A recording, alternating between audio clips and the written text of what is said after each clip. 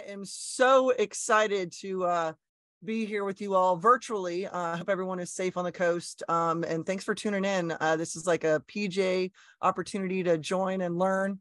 So I'll go ahead and get started. Like Chris said, my session is Stop, Collaborate, and Listen. And so if you're as old as I am, you might remember that's a line from an old school 90s song. But we're going to talk tools. If you would like to participate, I know there is a chat with this Zoom tool, this webinar tool, which is really cool. But you can also join at Canva Live. If you go to canva.live and enter the code, you can actually participate in this session as well. So, all right, we're going to make sure that everybody can see these things. And I'm going to share some little sound here and make sure you see all the things. So thumbs up, Chris, if you all see what I hopefully am showing on my screen. It's not a real virtual session until that happens, right? So you can join that. You're ready to rock. There we go. See, if I didn't say that, it wasn't really happening. So yes, I'd love for you to join the Canva Live if you'd like. And we'll go ahead and get rocking and rolling here and talking about some tools. So as Chris said, my name is Jennifer Hall. My friends call me Jen. And VIP. So a little bit about me. This is my 26th year in education. It's kind of crazy to think that. I was a middle school language arts teacher for 17 years. And then I was an ed tech specialist for 8 years. And last year moved into a new role where I'm a digital learning specialist in Atlanta Public Schools. So it's the best of both worlds because I'm the digital learning specialist for literacy. So I get to lean into my background and experience as a language arts teacher and all of my experience using ed tech tools. So kind of a great job. I love it. So our goals for this time, this is kind of a really quick bite session. We got about 30 minutes. So my main goal is for you to gain ideas and tools for fostering students' collaboration and communication skills. When we talk about 21st century skills, these are very important skills we want our students to have here. So when if you're like, okay, the 21st century 5 C's, technically there are 4 when we talk about it: communication, collaboration, creativity, and critical thinking. But I've added my personal 5th C, and that is choice. Because if we give our students choice, they have voice, they have autonomy, and then they are owning their learning and showing how they learn. So that's a big thing for me, is providing our students choice. So the lens for talking about the 4 C's is that tied to the ISTE standards. We want to make sure that, particularly for this session, talking about how we want our students to be creative communicators and global collaborators. Because when they get into college and career and beyond, we want them to have these skills. This is what the workforce is looking for to ensure that our students are going to be ready to engage and lead the work in the future. So another piece for me when I'm talking about technology tools that I'm sharing with teachers is the fact that we talk about SAMR in our district. And I don't know if that's something you're familiar with, but SAMR is just a matrix of taking the idea of like how I'm leveraging technology. Is it just a substitution? Former ELA teacher. So for me, Google Docs was the greatest thing. It actually came out after I left the classroom, and I'm like, this would have been great. Instead of me having to have the kids write everything down on paper and me have to, tote home a crate full of papers, the fact that they can type it up in Google Docs, that's just a substitution, but that definitely would be an improvement. But the idea that now we can use docs to provide comments and collaboration and all of that. So the idea that we're taking technology tools and that we are leveraging them to allow students to do things that they otherwise would not have been able to do. So that when we talk about SAMR. So I'm curious, and I'm seeing some comments coming in on the Canva Live, and I'm going to pull up this chat here as well. So I'm watching the chat as it comes up. But I'd love you to give me a response here of how do you foster 21st century skills, those 5 C's. And we're going to scroll through here. Thanks, Brian. Appreciate that. Love that I've added choice. Yeah, because I think that's a big thing. And I think that comes from my background as a middle school teacher.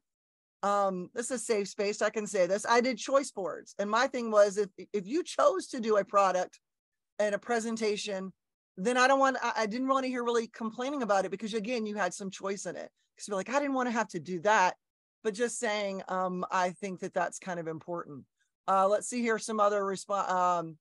I love it. Emily says she likes to use choice stations in the library. That's very important. Awesome.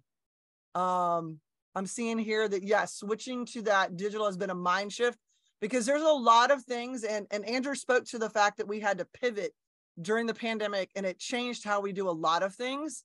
And I had a lot of teachers that were like, oh, they'd sit through my technology training and they'd be like, but I'm not going to use that because I've done it this way for so long. I don't really want to change it. And they were forced to change things because of the pandemic. And then my thing was, I don't want you to forget doing that. I want you to still embrace those changes. I had one particular teacher that would had a map skills task that he would do every year. And he's like, I'd get out my colored pencils and they would draw the maps and everything. It's like, how do I do that virtually? And I was like, okay, let's plan it out. We looked at some tools. And then he was like, wait, I can do that when I get back to my classroom. And a lot of that is really important. All right. So I'm seeing a lot of our choice board templates that teachers can use. Love it. I see we got folks that are using Flipgrid along with Google Jamboard, Docs forms. Awesome. Great responses here. Thank you so much for this. These are all great responses. So thank you all. Thank you so much for sharing and participating in this conversation. But the most important thing before we talk about tools, and I'm going to talk about tools, but they're going to be grounded in the task. So my mantra is, it's the task before the tool. So anytime I'm working with a teacher and they're like, oh, I want to try this new tool. And I'm like, okay, that's great. What are you trying to accomplish? What do you want your students to be able to do? What do you want them to be able to demonstrate? How do you want them to engage or collaborate? So I'm going to ask that question first before we start talking about the tool. So I love that some folks have already said that they've got, they're using the different Google apps. So to me, Google for Education and all the apps and the collaboration and the communication capabilities, they are so powerful. But one of the first things that I embraced during the pandemic and has now become one of my go-to tools was Jamboard. It wasn't even a thing until my math teachers are like, how do I engage my students in a virtual setting? So now I'm sure a lot of you have used Jamboard. Let me know in the chat if you have used Jamboard. And if you haven't, I think it's a great tool for you just to engage your students, because it's digital sticky notes. You can add text, you can add images, but the basics is it's digital sticky notes that you can go in and engage your learners. So I love that it's super simple, because a lot of times when I'm talking to teachers, they're like, I don't know, I don't have time to learn a new tool. I'm afraid to bring in a new tool into the classroom. And I always tell teachers that it's okay to fail forward.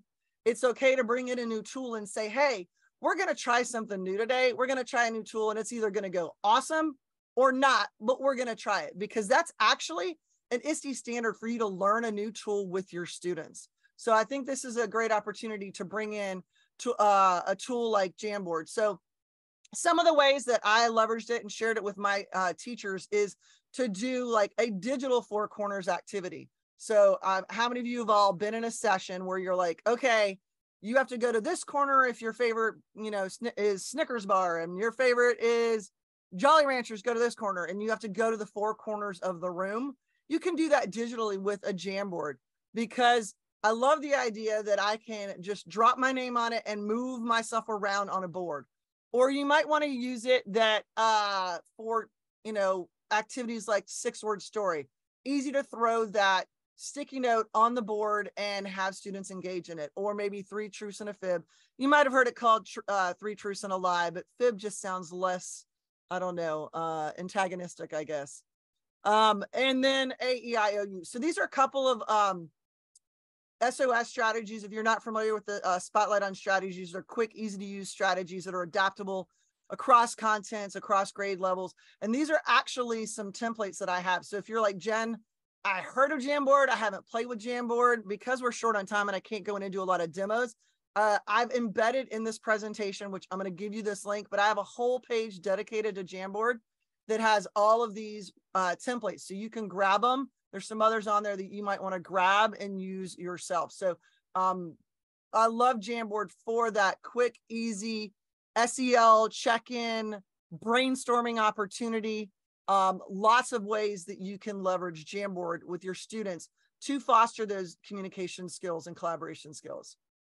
Another tool that I love to use is, old school Google Slides, because of the communication ability to comment and provide feedback and use what they call the chips and tag people. So I lead a lot of professional development for my district, and I love having a back channel. So think of it like your parking lot where you write little sticky notes and normally you stick them on the wall to come back and answer those questions.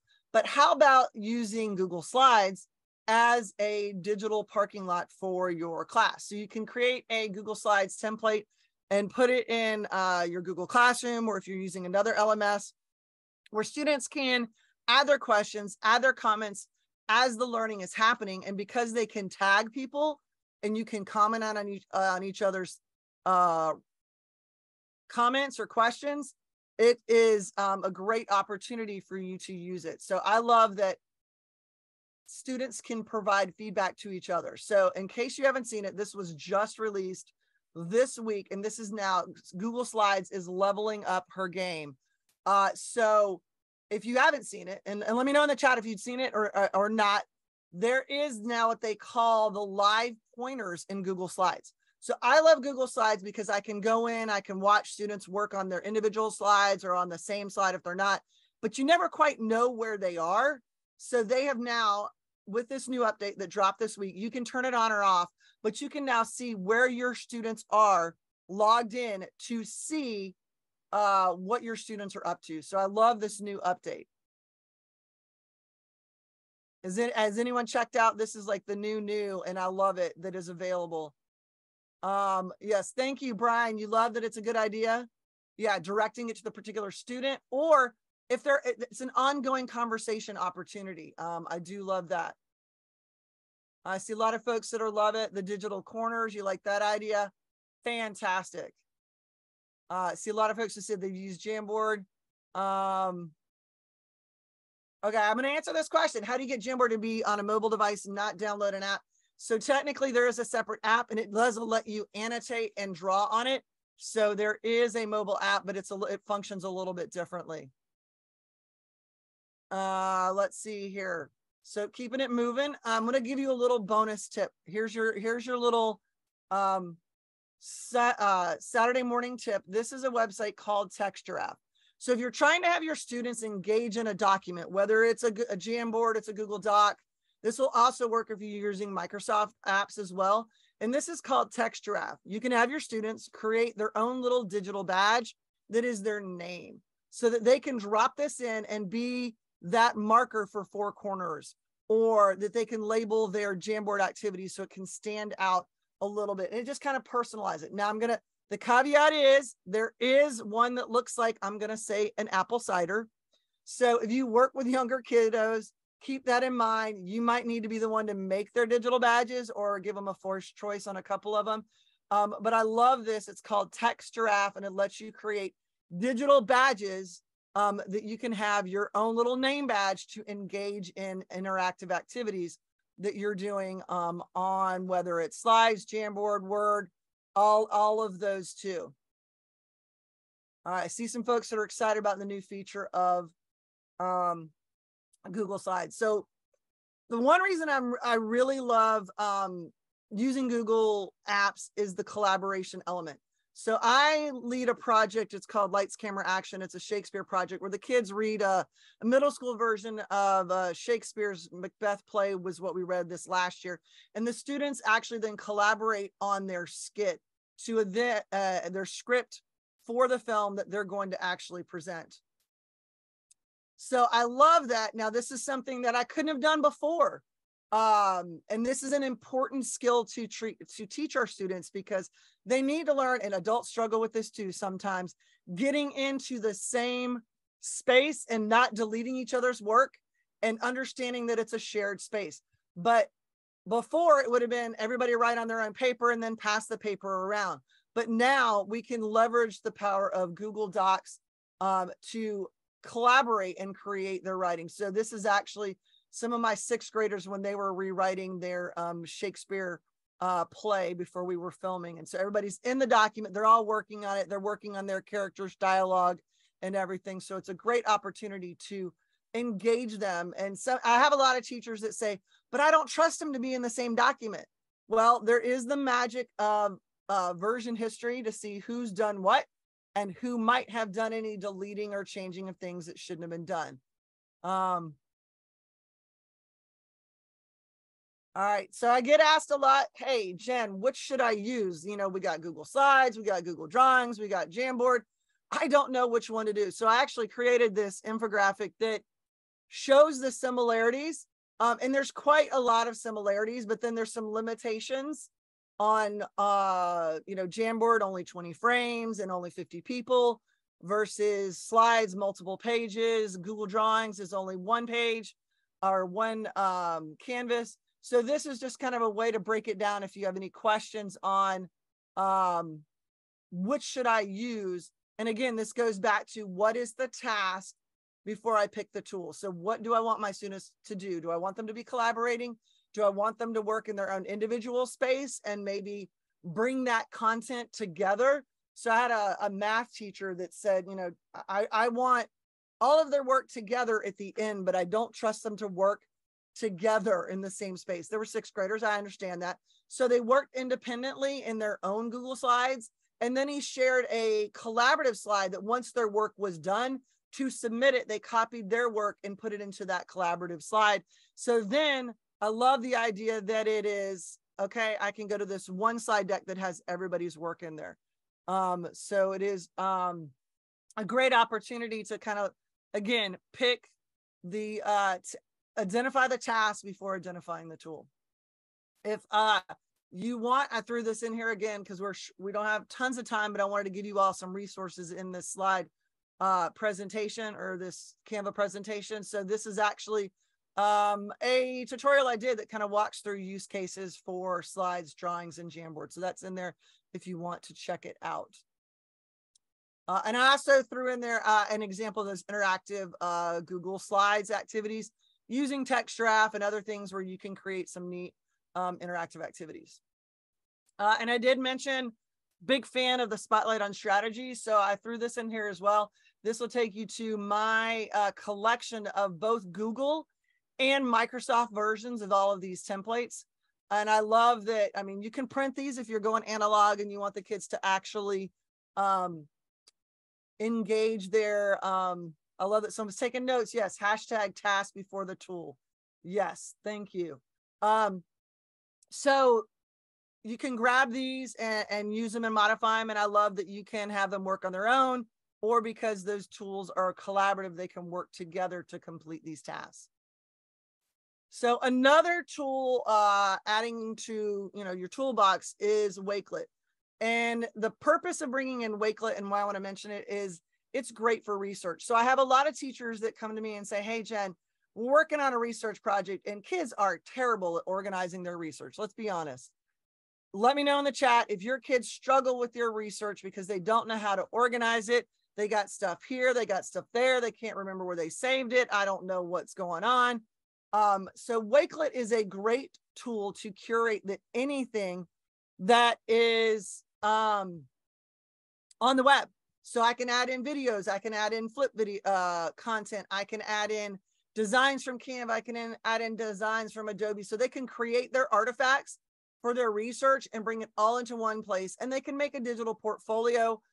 So I do love this as a great tool. So I created a template for my science teachers because we have our science fair and the kids were working on their research. So this is literally the full science process for a research project, but I put it into a template. The advantage of that is that they can organize and they can bring in their content and attach it to each of those sections. But also I've got immersive reader in here. So now I've made this accessible for all of my students. So I think it's a great way to have your students demonstrate what they're doing. So I got to push in and work with the kiddos. This was a 7th grade science class. And what's great about Wakelet is students can work on their own, or you can create a collection and share it with your students, and you're the owner of it, and then they can add to it. The benefit of that is, as a teacher, I can go in and monitor and see what they're up to and who's been working on what.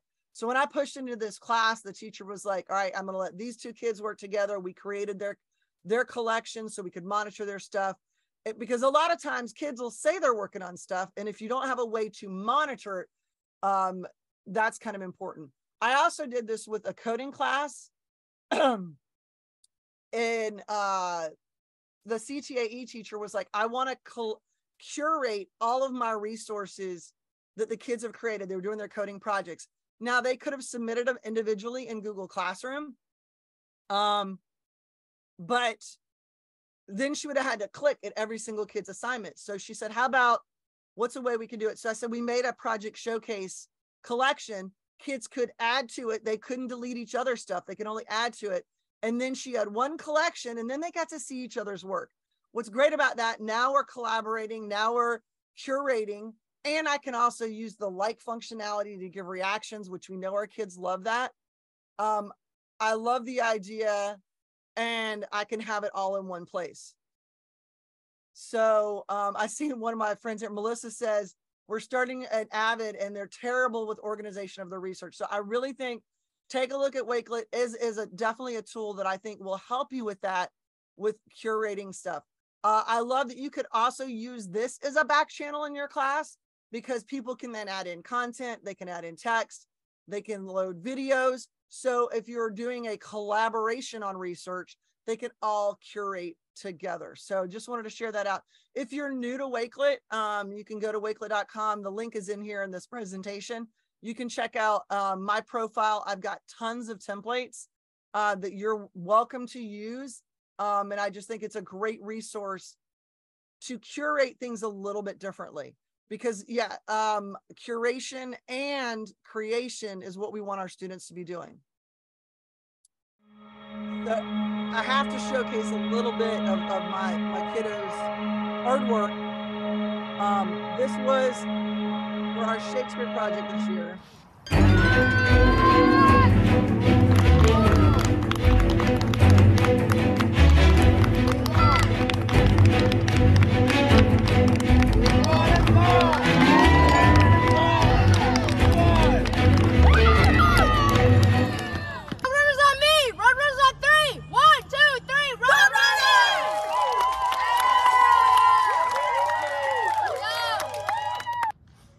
So I mentioned the Shakespeare project I've done each year, and it started in my ELA classroom with a point and shoot camera in front of a Promethean active board, and we would display the garden in the background to shoot our scenes and everything. And now it has moved to a project that's done around the district, and the students are filming using iPads. And this year we did something different. I was wanting to change out how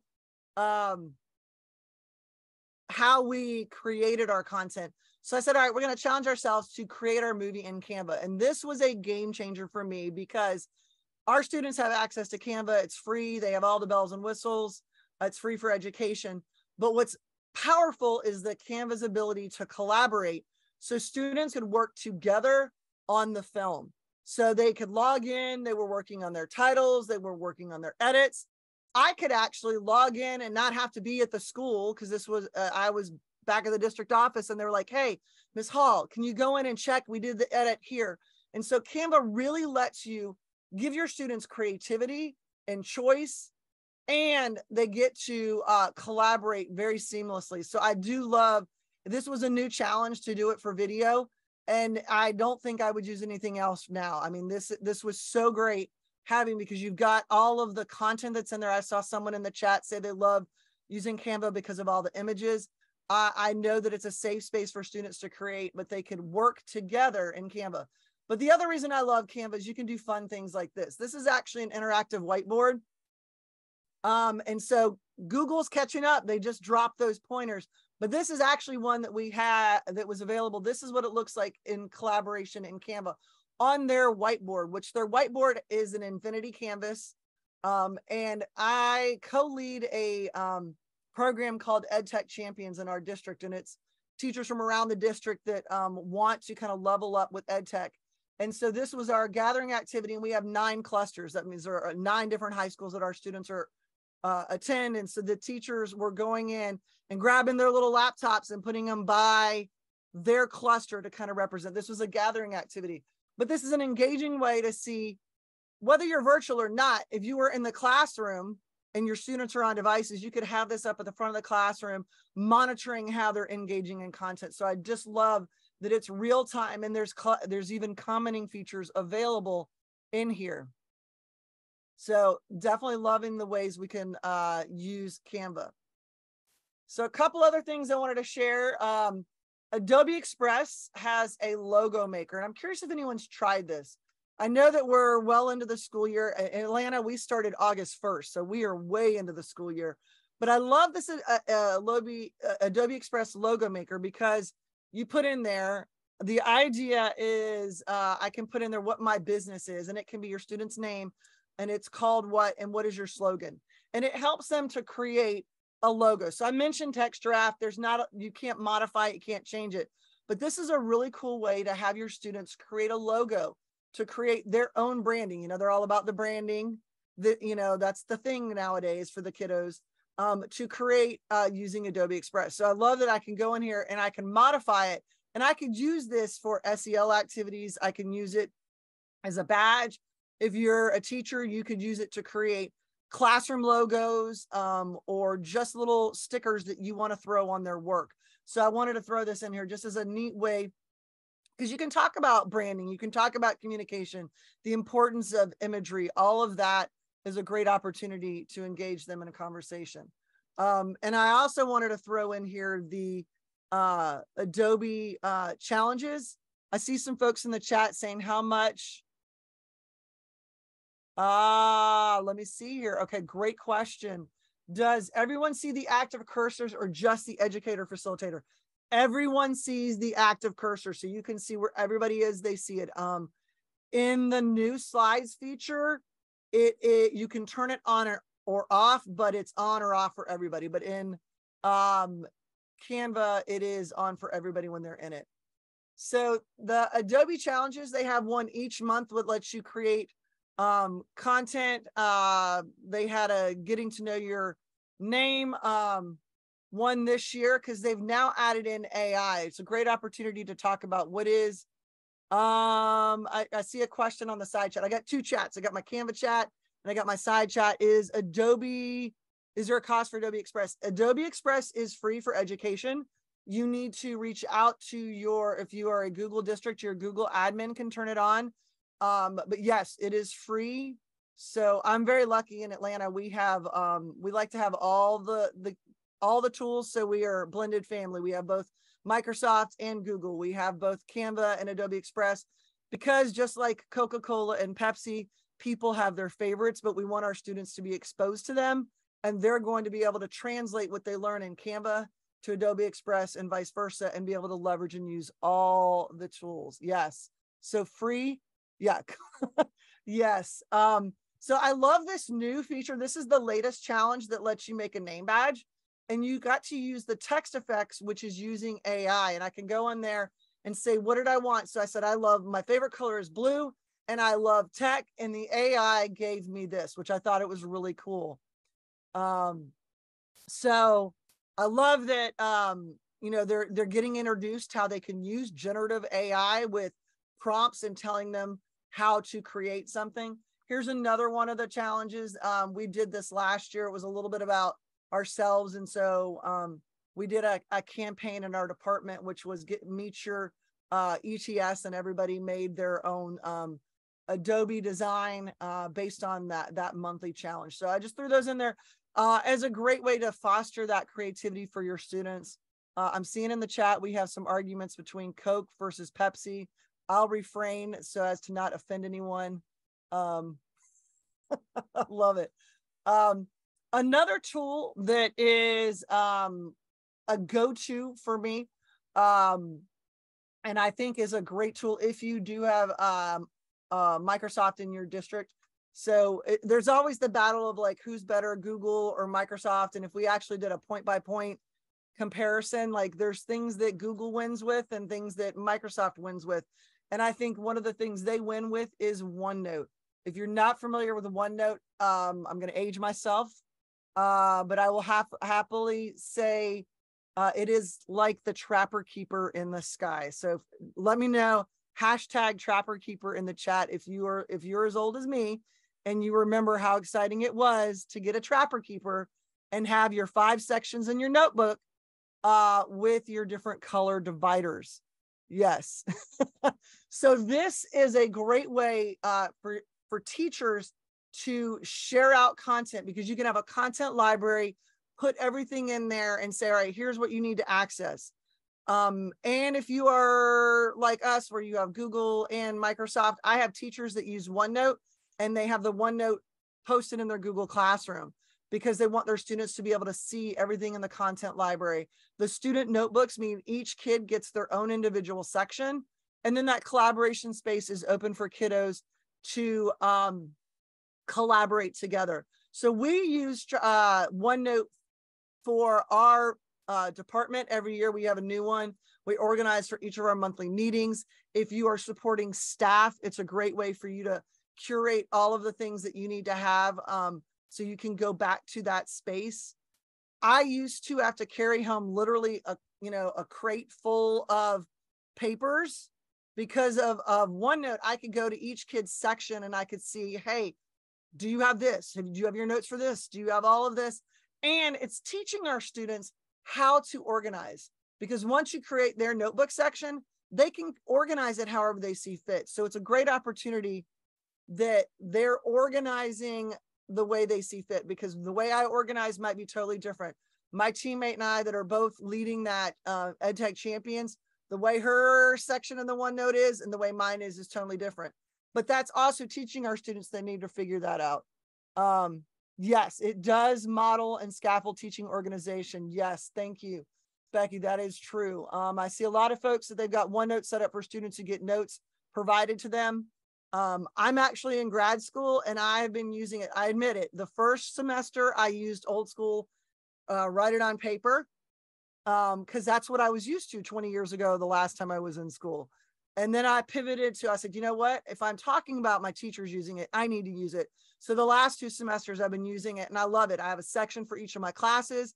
I can take my notes on my iPad. I can open up the OneNote. I can screenshot the stuff from my notes, pull it all together. It is a great way for students to get organized and curate their stuff. So as we wrap up our time here, because I know it's coming to a close here, I do have a couple of things I wanted to share, but I'm curious, how many of you love a little app smashing? So I'm a big fan of all the tools can be leveraged. You don't have to be an expert in all the tools, but you can take some of the tools I mentioned and actually app smash them with some others.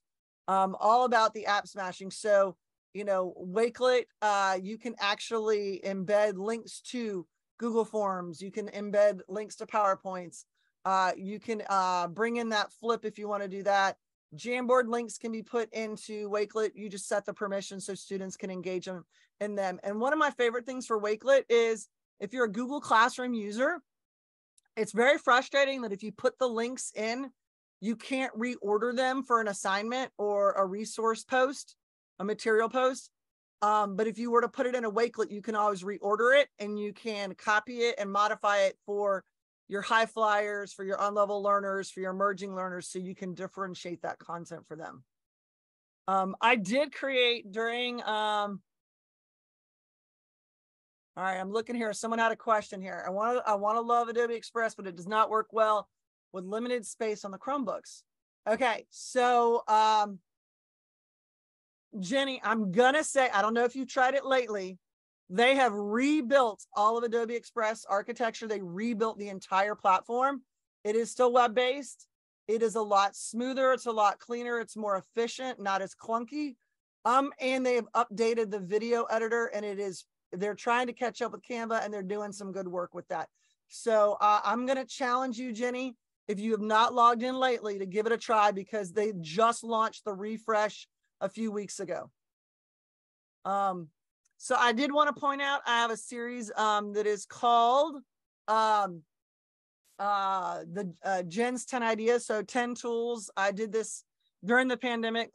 It was 10 days, 10 tools, 10 ideas for each. So I've embedded that in here. You can take a look at those if you want, but I'm just curious, and I got a few more wrapping up things, but how are we doing on gaining ideas and tools for fostering students' collaboration and communication skills? Give me a thumbs up in the chat or in the Canva if you got at least one idea, possibly two, that you got an idea or two that you might, I'm seeing here. Thank you so much for the thumbs up there. Oh, thank you. Too many ideas to count. I love it. Just that is fantastic. Thank you for that. Throw a little confetti, and just because you made my day right there, little mic drop. I'll take that. Too many to count. For those of you that are like, all right, Jen, how are you doing that?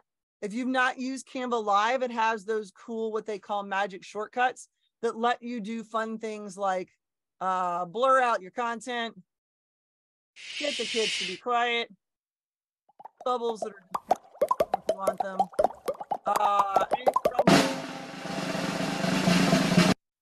So you've got all sorts of fun things that you can add in here in Canva. So I'm just curious, rate your excitement on a scale of 1 to MC Hammer. I went with the 90s theme here. How we feeling? You dancing big? I love it. I love it. So I borrowed this. This is our exit ticket. We're trying it. This is the premiere of this new exit ticket. And I'm going to give a shout out to my friend Wanda Hanley, who mentioned this idea of an exit ticket that used the, and she hadn't even seen this little design, so I hope it's approved. It's the triangle, square, circle. And I might have done it out of order, but we're going to give it a try. So 3 points or ideas that you gained. If you want to give me, just ponder that 3 points or ideas you gained. What squared with you? What was like, yes, I'm feeling it. And then what's circling in your mind? What are you thinking about as we close out this opening session and you get ready to dive into more learning with your sessions that we're about to dive into? So if you have questions or comments, I'm still looking at the chat to see if there's any questions. But if you want to check out more resources, I have a website, techtips411.com. So please check out that. I do have a YouTube channel where I upload quick tips, tutorials, live PDs. Sometimes I'm trying to get back to my Just Ask Jen live series. That's all there. But I also have a weekly newsletter that you can sign up as well. So I'm going to put that link in there that you can grab that as well. But last but not least, this is the magic link. And I'm going to actually copy this link address and I'm going to drop it in the chat for everybody. This will take you to, let me put it here in the chat 1 second. This will take you to this presentation as well as the one that I'm going to be doing at 11 o'clock. So hopefully you'll come in and join me for that one, but I dropped it right there.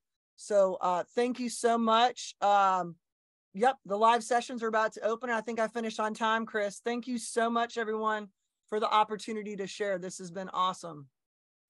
Thank you so much, Jen, for an awesome way to kick off this conference. Very motivating, great ideas, and looking forward to the rest of the day. So thank you so much. Awesome. Thank you so much. This was great.